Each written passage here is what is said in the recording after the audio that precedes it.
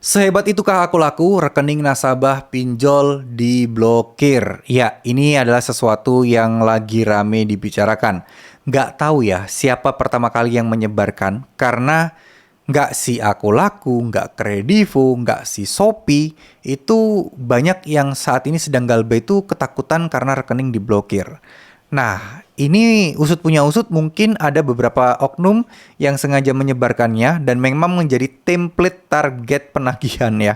Target ancaman penagihan ya, kalau misalnya nagih, ancam nih rekening akan diblokir, itu nasabah banyak yang ketakutan, banyak yang percaya dan ujung-ujungnya mencari dana talangan, gali lubang tutup lubang dan membayar utangnya. Harapan saya teman-teman yang ada di sini bukan termasuk salah satu di antara orang-orang yang terjebak tadi. Ya, mudah-mudahan teman-teman semua dan yang di luar sana nggak gampang percaya lah ya terhadap segala ancaman-ancaman dari oknum DC pinjol. Karena tidak ada ceritanya teman-teman, sebuah aplikasi pinjaman online bisa memblokir rekening nasabah, apalagi di bank lain. Oke, kalau kasusnya mungkin Tunaiku dan Amarbank masih bisa, karena mereka masih satu kesatuan.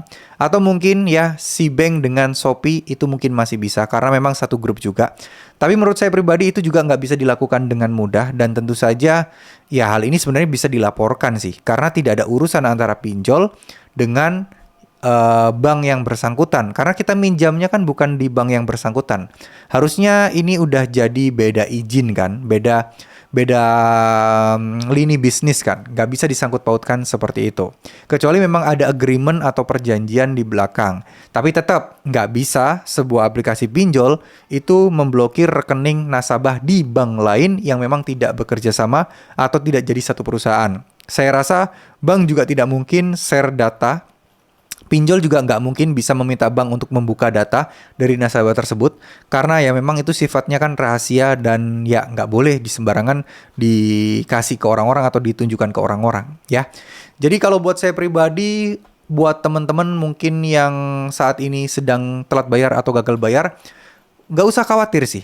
Nggak usah khawatir terhadap ancaman-ancaman seperti itu. Kalaupun ada ancaman yang tidak masuk akal seperti ini, teman-teman cukup simpel, googling aja. Kalau perlu langsung tanyakan ke pinjolnya, ya nekat aja di ini. Pasti pinjolnya juga nggak bakal berani bohong sih.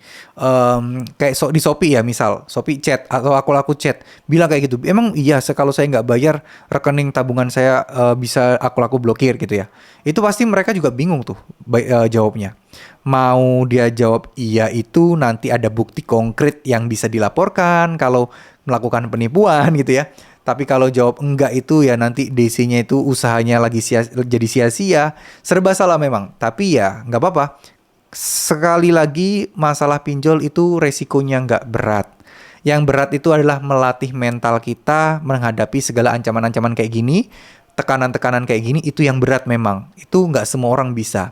Jadi kita harus memang membiasakan diri. Kita harus berani untuk mengambil keputusan, karena ini adalah situasi di mana ya mental kita akan diuji gitu loh. Kita berhadapan dengan orang yang membuat kita itu seakan menjadi salah banget, lepas tanggung jawab. Ya memang kalau secara administratif ya kita memang tidak menyelesaikan tanggung jawab kita. Tapi secara kontekstual kan kita di sini bukan yang sengaja mau nggak bayar ya. Kita ya pengen bayar tapi uangnya belum ada. Dan ini sebenarnya itu udah ada klausulnya, dan pinjol pun sadar bahwa ya resiko nasabah yang gagal bayar itu ada, dan di perizinan mereka di Undang-Undang OJK pun dijelaskan siapa yang bertanggung jawab kalau nasabah yang tidak bisa bayar. Ya yang bertanggung jawab adalah si pinjolnya atau si pihak yang memberikan pinjaman kalau itu peer to peer lending. Sebagai contoh, ada orang ingin berinvestasi ke pinjol dan uangnya itu nanti akan dipinjam ke orang lain, dan orang lain ini tidak membayar. Ya ini yang bertanggung jawab, yang punya resiko ya adalah si pemberi atau pemunyai yang punya uang tadi. Itu sudah ada. Kalau itu kesepakatan sudah disetujui dan memang pinjolnya izinnya udah berdiri, ya masa iya mereka pusing karena mereka sudah tanda tangan resikonya seperti apa.